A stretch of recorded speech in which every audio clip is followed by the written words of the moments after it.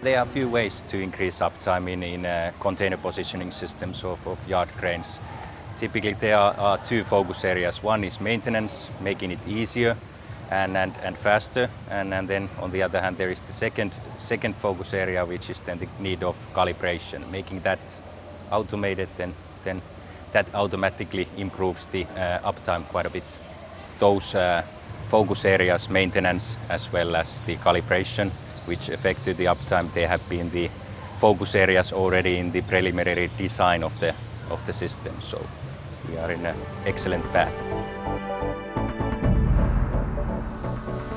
Bats are using various different sensors for the positioning, and what's specific in that is those sensors are optimized for the environment where the bats live, and that's exactly what we have done with our positioning systems. So they are optimized for the harsh yard environments which you can see in the terminals.